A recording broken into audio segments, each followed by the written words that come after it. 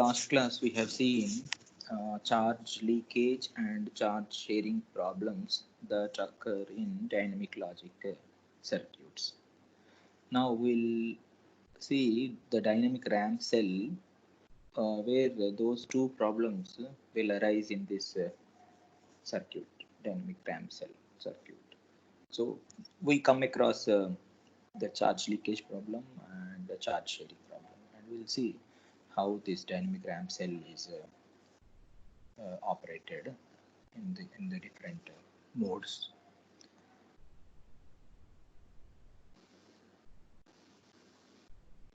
The dynamic RAM cell uses a dynamic charge storage node. You know about the charge storage node we have discussed in the previous class. Charge storage node is nothing but a capacitor. So the charge storage node is holding the data here. That means the main storage element in the dynamic RAM cell is a capacitor. Whereas in the static RAM cell, the storage element is a loop of inverters. But here in the dynamic RAM cell, the storage element is a capacitor. So that's why the capacitor actually stores data and it refreshes or it charges the value of the charge stored in the capacitors changes so that dynamically. That's why it is called dynamic charge storage node or dynamic charge storage capacitor. Now the figure here shows a basic one transistor cell consisting of an access transistor MA or MN. Okay, one transistor is the access transistor, it is a pass transistor again, and a storage capacitor CS. So that this storage capacitor and the access transistor together we call it as a one transistor DRAM cell to store one bit of information. So if you want to store more bits of information, we should have an array of such one transistor cells. Okay, so one transistor cell is a one transistor plus one storage capacitor. So if you want to have the memory size to be more, then we can have any number of such one transistor bit cells. Okay, each of this cell will store one bit. The access transistor is controlled by the word line. Word line is there here, which is applied to the gate of the pass transistor or access transistor. Word line. So the access transistor is controlled by word line signal WL and allows the current flow between the bit line BL and the storage capacitor CS. Bit line BL and the storage capacitor CS. The current flows through this transistor. Okay, so this current flows through this transistor when this word line WL is equal to 1 or VDD, so that this transistor is on. Okay, so it is having word line, bit line, storage capacitor, access transistor. So this transistor is controlling the storage capacitor by switching on so that data can be written into the storage capacitor through bit line, or it is read from the storage capacitor through the same bit line. So bit line is used here to store the data into the capacitor as well as to retrieve the data from the capacitor. So capacitor is the storage element. To write the data, this transistor should be on. To read the data also, this transistor should be on. So for making this transistor on, the word line should be equal to 1. If word line is equal to 1, the transistor is on, then we can write a data into the storage capacitor through bit line, or we can retrieve the data from the storage capacitor through the same bit line. Okay, so that's why the current, while retrieving or while storing the data into the storage capacitor, the current will flow through this pass transistor. Okay, so this is what is the basic fundamental idea about the uh, dynamic RAM cell. Next, in this dynamic RAM cell, there are three distinct operations. Those operations are write, hold, read. Write means a data bit is stored in the circuit. Circuit means here the capacitor. It is stored in the capacitor through an access transistor, through the pass transistor. And hold, the value of the data bit is maintained in the cell. Hold means what? The storage capacitor now will become isolated. That means the access transistor will become off, and the data already stored in the capacitor will be in the hold mode. It will just retain its value and it will be in the hold mode. During the write operation, the access transistor is on so that a new bit is written into the storage element through bit line. During the hold operation, the access transistor should be off so that the storage capacitor is floating and it holds the data which was already written into the capacitor. Next, read operation, the value of the data bit is transferred to an external circuit. That means we retrieve the data from the storage cell and we'll transfer that to the external circuit. That is what is again read. To read also, the access transistor should be on. To write the data and to read the data, access transistor should be on. But to hold the data, access transistor should be off, so that the capacitor is just holding the data which was already stored onto it. So that is what is the summary of the three distinct operations: write, hold, and read. We'll go detail about these three operations in the next slides. Now this is the write operation we'll start with. Write operation means we'll store writing nothing but what? Write a logic 0 or a logic 1 into the memory storage element, that is capacitor here. So to store a logic 1, first we'll see how we can store logic 1 into the cell. So for that, what we have to do, the word line should be 1. 1 means VDD. Word line should be 1. And the input, nothing but bit line. Also, I will give it as 1 because I want to write logic 1 into the memory cell. So if I want to write logic 1 into the cell, the bit line input value should be 1. That's why it is a VDD. And if I'm writing the data into the cell, then this access transistor should be on. To make this access transistor on, I am making this word line as 1, logic 1, that is VDD. So now the access transistor is on and I am applying logic 1 through the bit line, that is Vin is equal to bit line is equal to VDD, that is logic 1. Therefore, this logic 1 should be stored in the capacitor. Okay. Now, this is like a pass transistor. This is what we have seen as a case study when we are discussing the charge leakage problem by seeing the characteristics of an NMOS leakage characteristics, NMOS pass transistor leakage characteristics. The same circuit we have taken. The same circuit, here the drain is there, here source is there. So there is a note here, see, for an NMOS transistor, the drain is defined as the N plus side at the higher voltage. So actually this is N plus, this is also N plus, this is P. Okay, substrate is P or bulk is P. These source and drain regions are N plus. Now the source and drain regions, which one is drain, which one is source, we can decide by where the higher potential is applied, that will be drain. So drain I am applying here, this input voltage here is VDD. I want to transfer VDD logic 1 through this transistor so that it stores in the capacitor. So I am applying high here, therefore this I am treating it as a drain. Okay, so drain here, source here, I am applying logic 1 at bit line so that it is stored into the capacitor. So this is about the circuit diagram. Now what we have to do is we'll do the analytical treatment now. How this logic 1 is stored into the cell. Now from this figure, what is that we can write is VGSN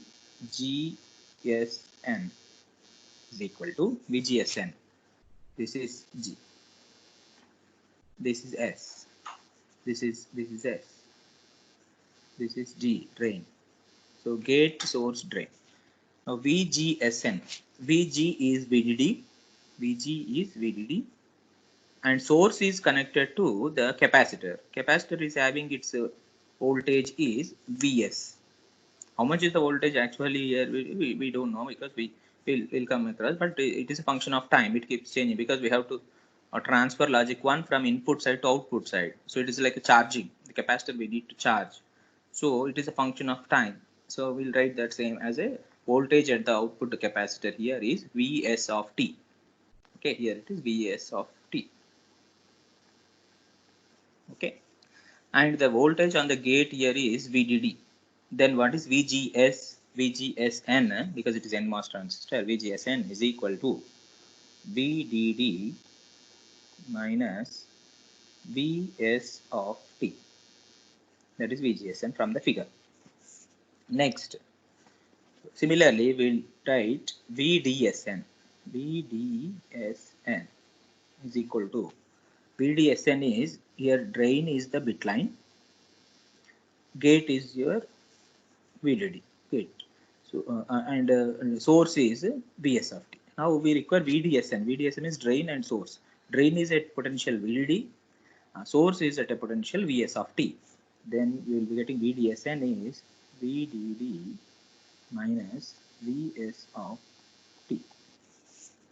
Okay. Now by comparing these two, VGSN and VDSN, to determine which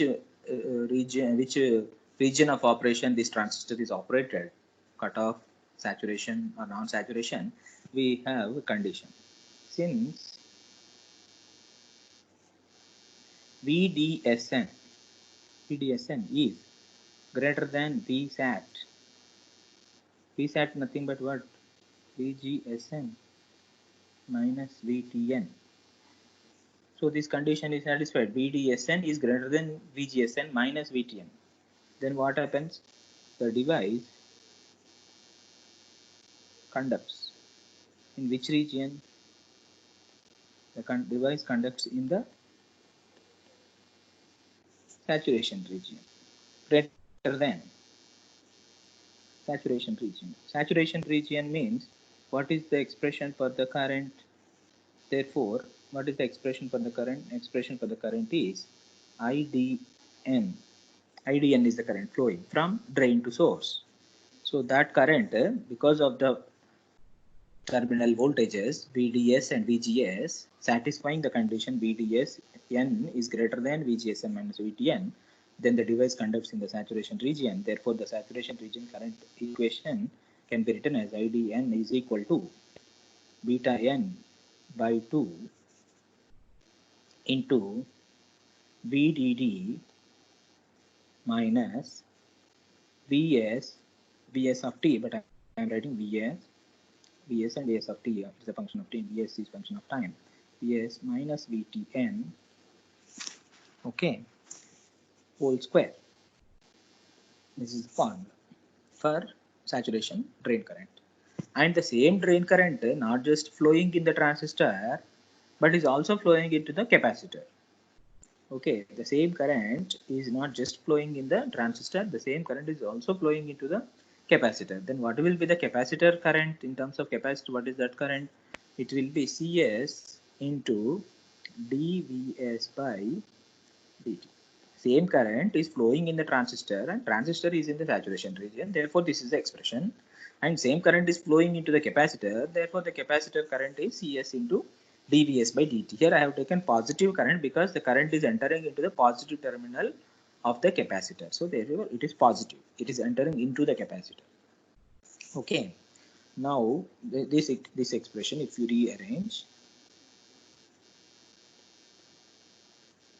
rearranging and integrating.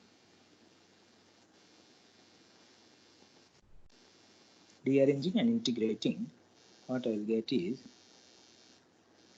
rearranging here, what I will do is dVs by VDD minus Vs minus Vtn whole square is equal to beta n by 2Cs into dt. So I have just rearranged it, and now we have to integrate this. Now, using initial value, what is the initial value of this capacitor voltage? Now I am transferring logic 1, but initially this capacitor was actually charged to 0. It was initially 0. Now I am transferring, I am writing logic 1 into the capacitor. Before writing logic 1 into the capacitor, earlier assuming the initial value as 0. So initial value Vs of 0 is equal to 0. At time t is equal to 0, the initial value was 0. So using initial value Vs is equal to 0 in the above integral, and solving that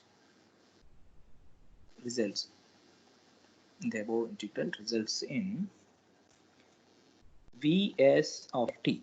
Now I will be getting solution for the output voltage Vs of t is equal to VDD minus Vtn into t by 2 tau n by 1 plus t by 2 tau n, where this tau n is Cs divided by beta n into VDD minus Vtn. That is nothing but Rn into Cs. This is the time constant, tau n. So Vs of t, we get the solution for the above integral VDD minus Vtn into t by 2 tau n by 1 plus t by 2 tau n, where tau n is the time constant. Now, actually this VDD minus Vtn, that's what is maximum voltage that it is storing in the capacitor. Therefore, I can write it as Vs of t is equal to this VDD minus Vtn, I can write it as Vmax into t by 2 tau n by 1 plus t by 2 tau n. This is kept as equation number 1. So what we have arrived here is we derived the expression for the voltage stored in the capacitor when the input is VDD. That means when I am transferring or storing logic 1 into the capacitor, how it keeps storing. Is the function of time, the voltage keeps on increasing into the capacitor. So how that varies, we derive the expression as Vs of t is equal to Vmax into t by 2 tau n by 1 plus t by 2 tau n. That is equation number 1. Now we got the voltage across the capacitor. Now, how much time it takes? Now it is okay, fine. This VDD I am applying at the input in the bit line. Because this transistor is on, the current will be flowing from drain to the source and into the capacitor. Therefore, this capacitor is getting charged to the maximum value. Vs is equal to Vmax. Okay, maximum. When it is charging to the maximum value, this is understood that the logic 1 is stored into the capacitor. Right operation of logic 1 is completed. Okay, in this process, how much time it takes to charge this capacitor to load logic 1 into the capacitor, that we have to derive now. That means this is how the function of voltage, time function of voltage is derived here. Now how much time it takes to reach to the maximum value, logic 1, storing logic 1 into the capacitor, how much time it takes. That is nothing but already the initial value of the capacitor voltage is 0. Now I am loading with logic 1. That means it is a switching time. What is the switching time? Earlier it was low, now I am making it as high. I am making right operation of logic 1. So it is the low to high switching time or transition time. So now that we have to do. Okay.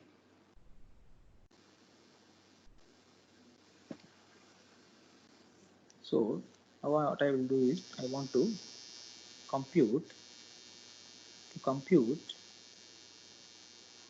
how much time it takes to store logic 1. To compute switching time,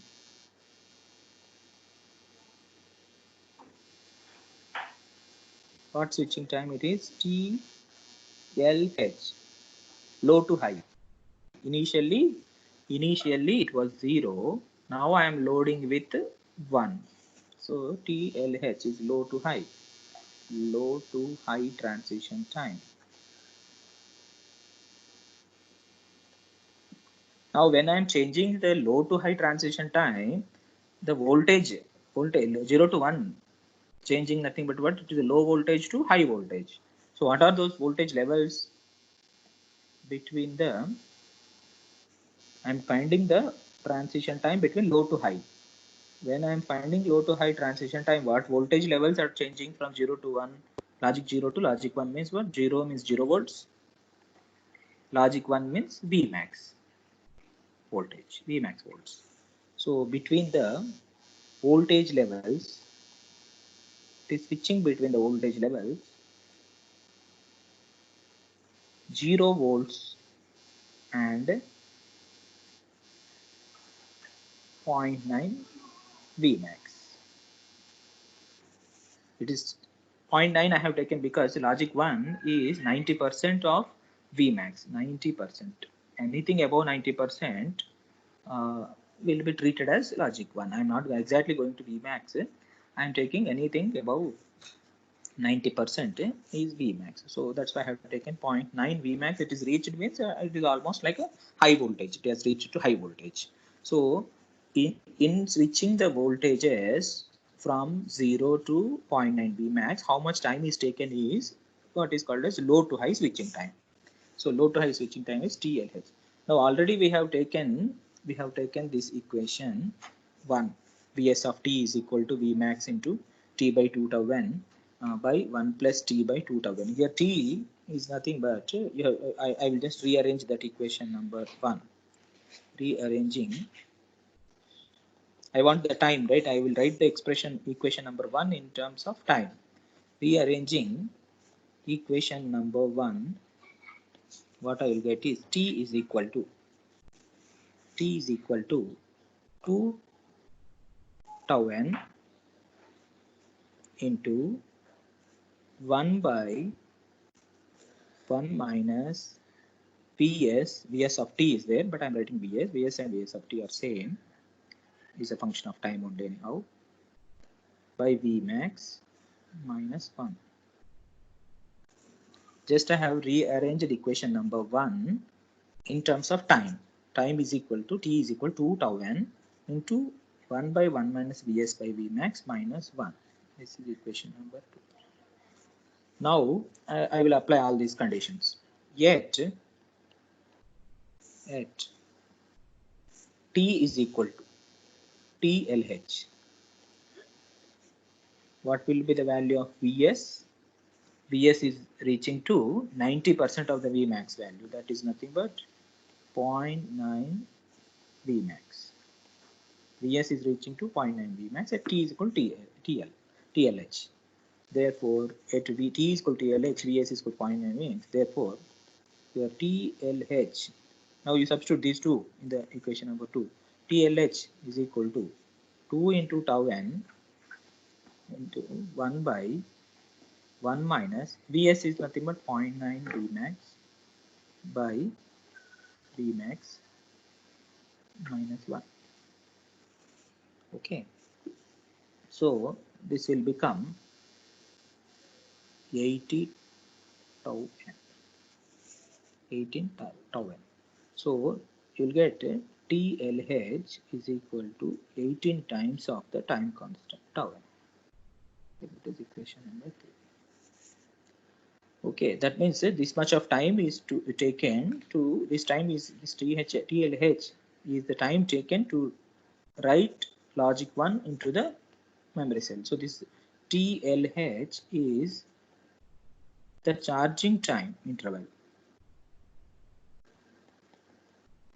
Charging time interval to store or write logic 1 into the cell. So this much of time is taken to write logic 1 into the cell. Okay, so this is what is all about logic write operation to store logic 1. Okay, same procedure will do it to store logic 0 into the capacitor. So if I want to store the logic 1, it is taking 18 times tau n. Now how much time it takes to store logic 0 also will derive, and will compare whether the charging time interval and discharging time interval, whether they are same or not. Next, coming to storing a logic 0. This is also again write operation. We want to store logic 0 into the memory cell now. The same procedure we have to follow. Now see, uh, uh, again this word line is VDD. Word line is VDD because this access transistor should be on.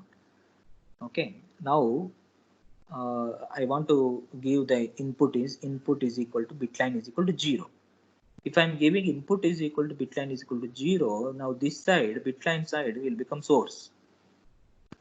And drain is already, it was maybe high previously because already it was loaded with logic 1. Now I am loading with logic 0. So previously the initial value of this Vs is Vs of t initial value is Vs of 0 is equal to Vmax. Okay. Now I am overwriting the logic 1 with logic 0. That means already the capacitor might have stored to a logic high. So this capacitor voltage now is at higher potential than the source, that is bit line, which I am now forcing to transfer logic 0. So therefore this is drain, this is source, capacitor side is drain, bit line side is source, current will be now flowing. Now what happens when I am transferring logic 0, discharge should happen from the capacitor. So it should go down from Vmax to 0 volts. Therefore the current has to come out of the capacitor. Previously the current has flown into the capacitor because I have to charge the capacitor to its maximum value to load the logic 1. Now to load logic 0, I have to discharge the capacitor so that it reaches its voltage to 0 volts. So the current will be flowing away from the capacitor. Therefore, the drain is now capacitor side, source is now to the bit line side. Now gate is your word line, gate. So gate, drain, source, these three we know. Now we have to see which region this transistor is operated under these conditions. So for that, I'll take again VGSN is equal to VGSN is equal to VDD. Gate voltage is VDD, and the the capacitor voltage is 0. So it is VDD minus 0 is 0. Okay. Next, VDSN is equal to drain side is Vs of t, and this side it is bitline side is 0. So Vs of t. Okay, Vs of t. Now VGSN is VDD, VDSN is Vs of t. Now conditions. Since the condition VDSN is less than Vsat, that is equal to VDD minus VDN, then the device conducts in the saturation region. The device conducts in the non-saturation region. Non-saturation region.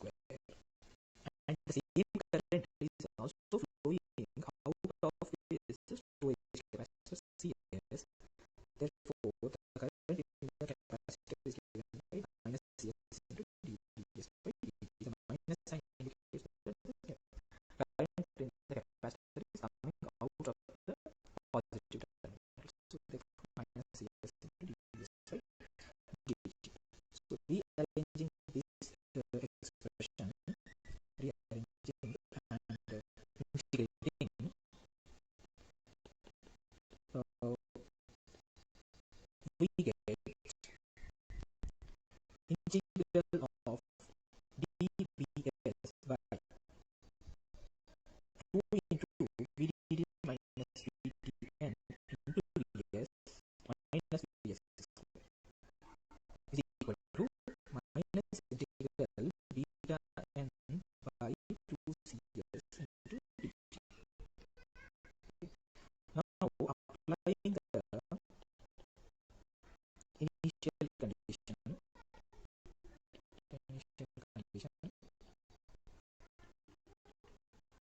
and integrating resulting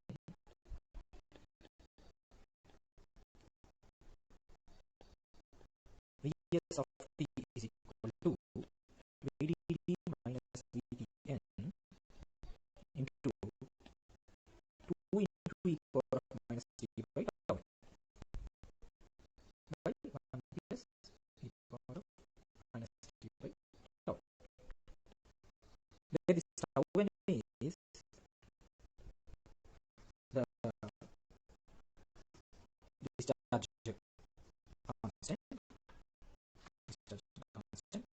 that is cs by beta n into vdd minus vdn, that is nothing but rn into c. Yes, discharge constant, and this vdd minus vdn is Vmax, therefore the same expression can be written as Vs of t is equal to Vmax into 2 power of 2 into e power of minus 3 by tau n by 1 plus e power of minus 3 by tau n. This I will take it as equation number 4. So this voltage is the discharging voltage as a function of time, which is discharging from its maximum value Vmax to 0 value. That means if this capacitor is going to store a logic 0, so in the process of storing logic 0, the capacitor discharges from its maximum value to 0 value. Therefore, this is as a function of time. The expression is given by Vs of t is equal to Vmax into 2 into e power minus 3 by tau n by 1 plus e power minus 3 by tau n.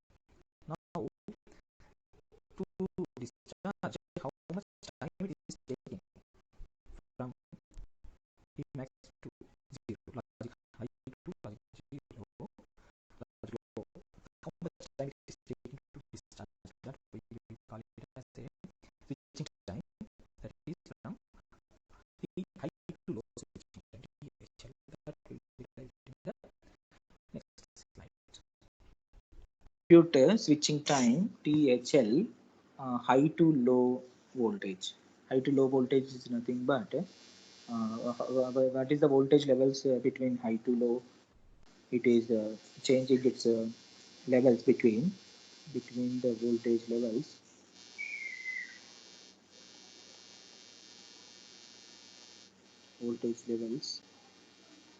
Between the voltage levels Vmax and 0.1 Vmax.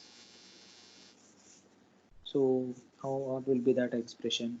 I have to rearrange that expression which I have taken here in the equation number 4. Rearranging equation number 4,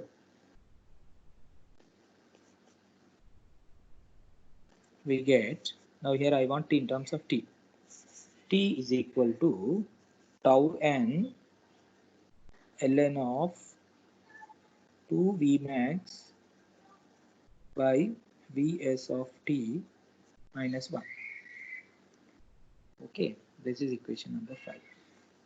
Now at t is equal to THL, at t is equal to THL, what will be the value of Vs of t? Vs is equal to 0.1 Vmax. It is coming from high to low. Low means 0.1 Vmax. So if you substitute these two, then THL is equal to tau n into tau n into ln of 2 into Vmax by Vs of t will be 0.1 Vmax minus 1. So this is nothing but, if you simplify it, then you will be getting 2.94 tau n. Okay. So this Vmax cancel. This is 2 by 0.1 is 20. 20 minus 1 will be 19. ln of 19 will be 2.94. Okay. So this is THL is 2.94 tau n. This is equation number 6. See how much time it has taken to change its state from high to low is 2.94 times the time constant tau n. So that means this is the discharging time. So that the discharging time interval,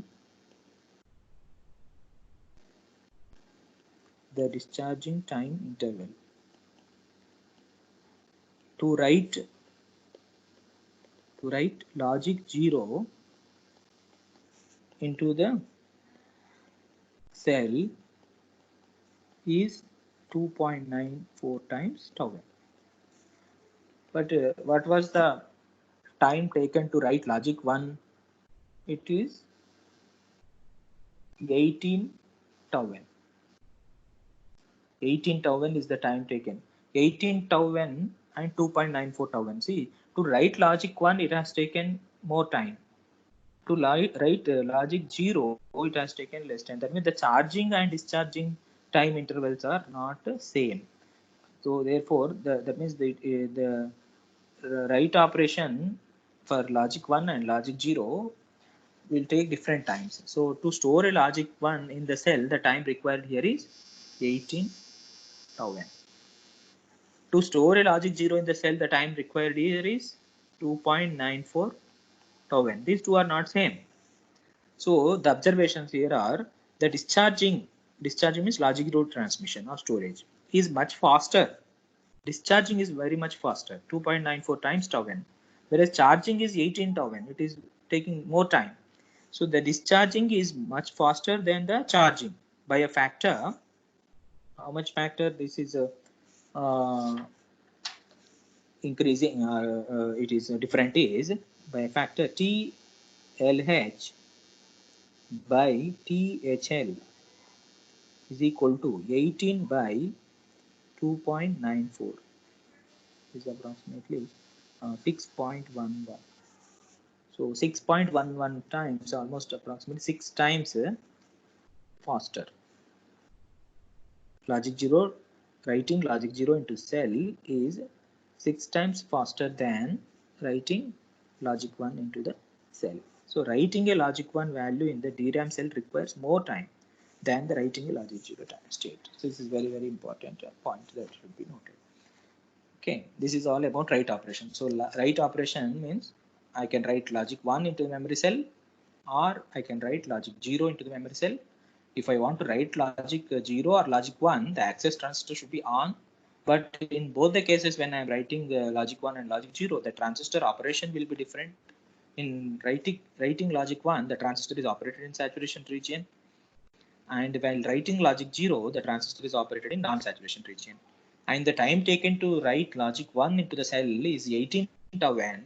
The time taken to write logic 0 into cell is 2.94 tau n. So the time taken for both the operations, writing logic 1 and writing logic 0, are different. And discharging time is much faster than the charging. So 6 times approximately. So that is what is observation we have made it from the write operation. Okay, now next we'll move to next operation is hold operation. Hold operation. Now in this hold operation, the access transistor, we have to make it turn off. So a DRAM cell holds the charge on the capacitor only by turning off the access transistor. So to turn off the access transistor, what I have to do? I have to make WL is equal to 0. WL is equal to 0. Then this transistor is off. We know already in the charge leakage problem, if the transistor is off, the isolated node or isolated capacitor will not remain as it is. It discharges through the leakage path. What is the leakage path here? The reverse biased PN junction. So the isolated node, this creates an isolated node nothing but this capacitor. And the charge leakage occurs if a logic 1, assuming that this was already stored with logic 1. So if it is logic 1, it will not remain logic 1, it reduces its voltage through this leakage path. So charge leakage occurs if a logic 1 high voltage is stored on the capacitor. The maximum hold time, up to, again we have derived this maximum hold time, how much time it takes to hold the logic 1 without getting discharged. Okay, that is the TH is equal to CS by I leak into Vmax minus V1. V1 is nothing but the minimum high voltage. So if it is crossing that, it will enter into the indeterminate state or logic low state. So it will remain for this much of time in the logic 1. After that, it gets changed to other state. So the change in the stored charge is in time is the origin for the name. Why this RAM cell is called as dynamic? Because the capacitor is not holding the logic levels uh, in a static manner. They are changing its levels dynamically. That means it is not holding logic 1 means logic 1 only for long time, or logic 0 means logic 0 only for long time. It's not like that. It's changing its levels. Therefore, that's why the name, the change in stored charge in time is the origin for the name dynamic. That's why it's called dynamic. Dynamic means it's not completely storing the charge permanently. It is changing its levels dynamically. That's why it is called dynamic RAM cell. And to avoid that, now if it is discharging, now logic 1 will become logic 0. That will be a disadvantage. So to retain that logic level as 1 without getting discharged because of this leakage current, we have to employ some refresh circuits to periodically read the bit, amplify the voltage, and write the data to the cell. That means now this is actually Vmax. Logic 1 means Vmax. But because of the leakage, it is decreasing from Vmax. If it is decreasing from Vmax, it goes below V1, then it will not be treated as logic 1. Then what we have to do? Periodically, we have to read the data, whether it is retaining Vmax or not. No, if not Vmax, then we have to amplify that voltage and write data into that cell. Write data. So that we call it as a refresh circuit. Refresh circuit means we keep on checking whether this capacitor is holding its maximum value or not. If it is going below V1, then we have to periodically read that whether it is going below V1 or not. If it is going below V1, then amplify the voltage and write back the data into the cell. That is what is the function of the refresh circuits, so that the circuit can be used to store the data for longer periods of time. So if the refresh circuits are employed, then the capacitor is going to store the data for longer periods of time. Periodically keep on refreshing, it will hold the required value in the capacitor. That's what is a hold operation. Okay, so it holds the data either logic 1 or logic 0 for only certain period of time because of the charge leakage problem. So to avoid that charge leakage problem, we have to employ refresh circuits so that we see whether it is getting discharged or not. If it is getting discharged, then we amplify the voltage and rewrite the data back into the cell. That's what we call the refresh circuit. Next, coming to the read operation. Read operation is performed when the data bit line is connected to high gain sense amplifier. Now, read operation means again same through access transistor, we have to read the data, whatever that is there in the capacitor. So during that time, I have to connect this bit line to a sense amplifier. So the read operation for a dynamic RAM cell corresponds to a charge transfer or charge sharing. So during this operation, read operation, we come across charge sharing problem. Charge sharing problem means here bit line is there, right? Bit line will be having its line capacitance, we call that a C line, and this is having a voltage across that. We have to actually it should be 0, but we will load some pre-charged. This line is pre-charged to some value V line of 0, or we call that as V pre.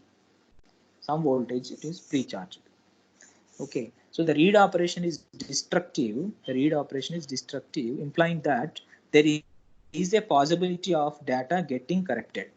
Hence, the read operation is always followed by write back operation. So now, while reading, what happens? This whatever the data that is there, I have to read back.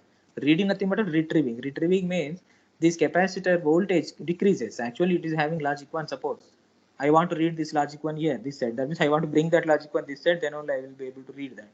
So this logic 1 value will will become low. So we have to keep on checking, and we have to write back. That means every time the read operation is done, it should be followed by a write back operation. So that is what is very important point here. If you do the read operation, this value gets decreased. That means the logic 1 is there, it gets decreased. So therefore we have to always check and follow the write back operation immediately the read operation is over. So otherwise what happens, it will be giving the corrupted data in the output. So we'll do the analysis for this one now. So read operation. So what happens here is first that circuit, the storage capacitor is there, right? Storage capacitor is how much?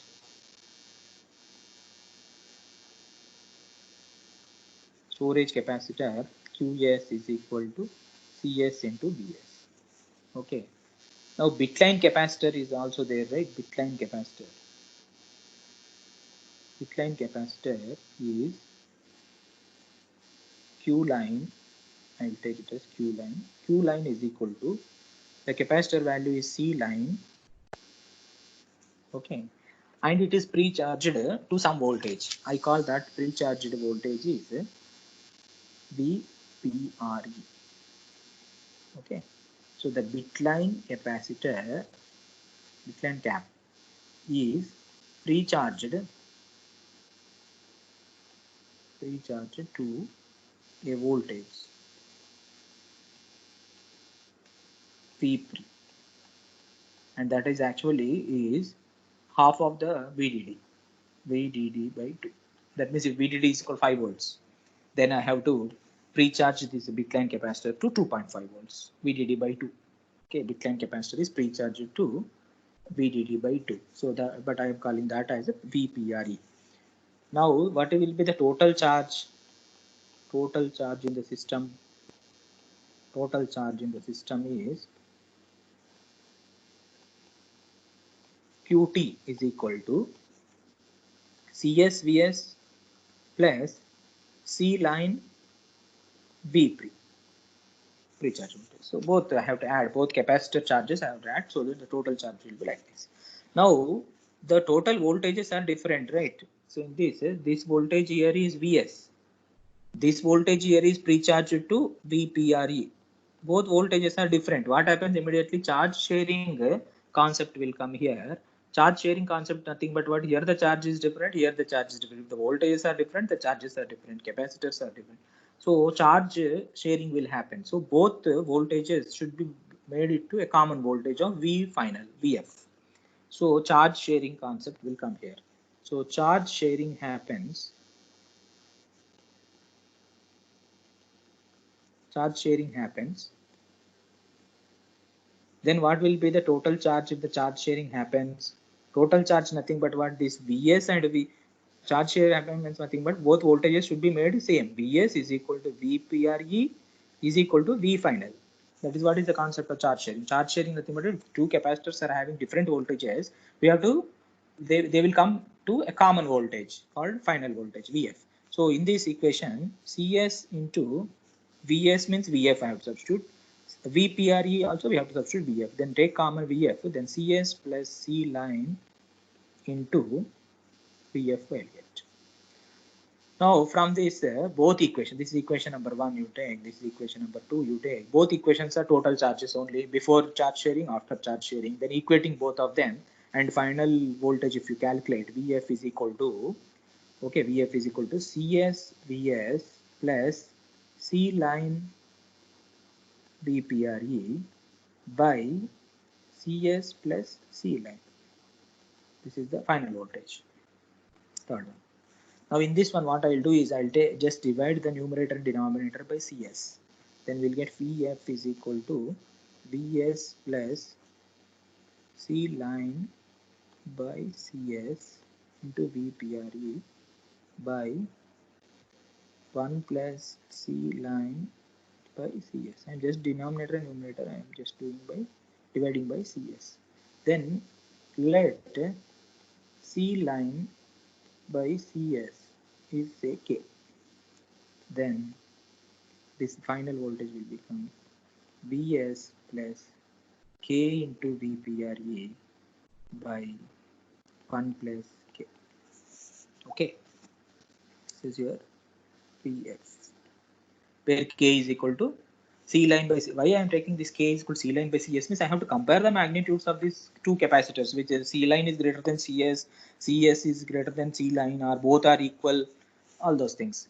Both are equal, or what will be the magnitude? Depending upon this magnitude, the final value will be different. So K value is very, very important. Now C line is less than divided by CS is equal to K. Now C line and CS values, depending upon that, we will get this final value. Okay. Now what I have to do is now I want to read the operation, right? Read operation. So if I want to read the operation, read data 1. Read data 1 means already that line should be having a logic 1.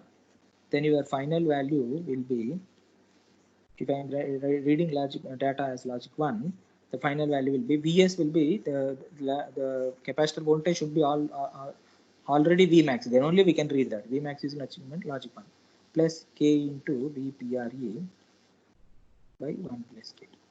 Since Vs is equal to Vmax. Vmax nothing but logic 1. Logic 1 is already there in the capacitor. That's why I'm reading that as a logic 1 here. So that's why Vs is taken as Vmax plus K into VPRE by 1 plus K. Now I want to read the data as logic 0. Then Vf is equal to, here Vs is 0. It's already there in 0. Then I'm reading that.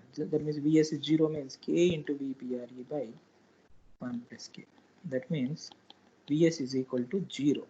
It is nothing but already logic 0 is there on the capacitor. So this one. Now what is the difference between these two? This is logic 1, this is logic 0 that I am reading at the bit line. So what is the difference in voltage? Difference in voltage is delta V is equal to this minus this, Vmax plus K VPRE by 1 plus K. Okay, so that means when the capacitor is stored, this is logic 1, this is logic 0. This is on the capacitor. Okay, so logic 1, this is logic 0. Logic 1 means Vmax, logic 0 means 0 volts. Now when I am reading this at the bit line, I may not get exactly Vmax. Okay, I will get something different. So that something different may be somewhere here, and I may be getting logic 0 somewhere here. Okay, so this is at bit line. Somewhere this one is logic. Now this is logic 0. Now the pre-charged voltage is exactly in the middle, right? This is VPRE. Now any voltage above VPRE is treated as logic 1. Any voltage below VPRE is treated as logic 0. So the difference between these two, I am taking the difference between these two is delta V is equal to Vmax by 1 plus K. Okay. Now this VPRE is there, right? Suppose the voltage, any voltage, the final voltage is greater than VPRE, then anything above VPRE, then it is treated as logic 1 is read at bit line. Anything Vf is less than VPRE, Vf I will get it from these equations. Vf is equal to Vmax plus K into VPRE by 1 plus K. Vf is equal to, when reading logic 0 I got. So these magnitudes I have to compare like this. Vf is greater than VPRE or Vf is less than VPRE. If it is less than VPRE, then logic 0 is read at BL. So this pre-charge voltage is there, right? Pre-charge voltage, any voltage I got, the final voltage greater than pre-charge voltage is logic 1 is read at bit line. Any voltage less than pre-charge voltage is there, we are getting, therefore logic 0 is read at the bit line. That means the comparison is done. So here actually sense amplifier is detecting the bit levels, is detecting bit. Detecting bit means reading. Detecting nothing but reading. Okay. Reading bit, sense amplifier is detecting bit using a comparator. There will be a comparator here. So what it will be doing, it is just comparing the final voltage in the bitline capacitor, whether it is greater than pre-charge value or less than pre-charge value. Depending upon that, we will be getting logic 1 or logic 0 at the bitline. So sense amplifier is very, very important here, which senses the small change in the voltage. It need not be V pre-charge is just VDD by 2, right? VDD by 2 is say example 2.5 volts. So any voltage more than 2.5 volts, it can be even 2.6 also. 2.6 is there, V final, V pre-charge is 2.5, then V final is greater than V pre-charge. Then immediately you will be reading logic 1. That means small variation above V PRE is also treated as a logic 1. That's why sense amplifier means it senses small amounts of voltages, so greater than V pre-charge or less than V pre-charge, and it gives the output as logic 1 or logic 0. So it is just a comparator operation is done in the sense amplifier. Sense amplifier amplifies that small amount of voltage and gives the logic 1 or logic 0 as the output. So sense amplifier is very, very important while reading the operation. So this is all about read operation. I will just summarize the read operation in next slide. Data 1, if I want to read, the bit line is pre-charged to VDD by 2. If the data stored is 1, data stored is already 1 that we have retrieving, then the voltage of the bit line rises slightly due to charge sharing. If it is already data stored is logic 1, definitely the bit line rises slightly above VDD by 2 due to charge sharing. Therefore, the small change in the voltage of bit is detected by the sense amplifier, which is comparator. That tells that a 1 was stored. Okay. Similarly, logic 0, if I want to read, the data stored is logic 0, then the voltage of the bit line falls slightly below VDD by 2. The small change in the voltage of bit line is detected by the sense amplifier, and that tells that a 0 was stored. Okay. So as bit line has large capacitance, charging and discharging takes longer time. Therefore, the sense amplifier, if I don't use sense amplifier, then it takes more time to read the data, logic 0 or logic 1, because the charging and discharging takes longer time if the bit line capacitor is larger.